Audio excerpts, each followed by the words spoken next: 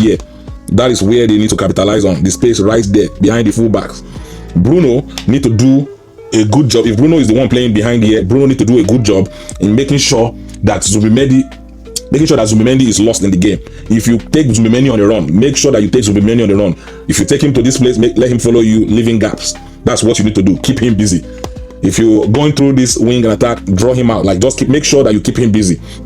Take him everywhere. If he's the one tracking Bruno, keep him busy. Doing that, you will leave a lot of space in between the midfield. And we already see Manchester United is going to have more players in the midfield.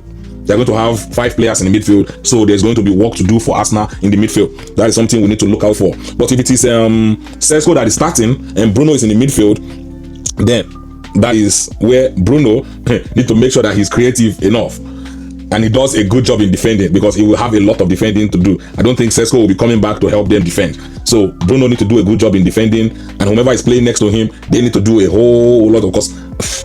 We are going to be having 3 midfielders versus these 2, because these ones will be busy keeping these ones busy, keeping the fullbacks busy. So Arsenal is going to have more of the players in midfield if that is the case. So they will need to do a lot of work, a lot of running, and a lot of ground covering. They need to stay active the entire game. But that is something we are going to see during the game. On the other hand, for Arsenal need to make sure that they hold possession, they take care of their chances. Martinelli need to do work in this game.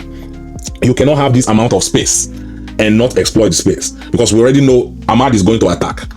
Martinelli need to make sure he capitalizes on this space. Either he's going direct, he's beating his man, but he need to do a good job in this space. You cannot waste this whole space during the game. Same thing goes for Saka. But we already know what Saka is going to do. Saka is going to take them to the byline, cut it back, and take his shot, or he's going to pass. But we know he's going to work. It's up to Martinelli to do work.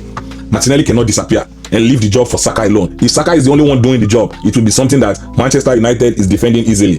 They will shift, and once they shift across and then put all their energy in defending Saka, it's up to Martinelli to capitalize on the space that is left in the game. It's as simple as that. Martinelli had to capitalize on the space. If Manchester United delegate a lot of players to cover this right hand side in defending Saka, Martinelli need to capitalize on the space that is left behind. That is something we are going to see during this game. So I look forward to watching this game. It's going to be an interesting one.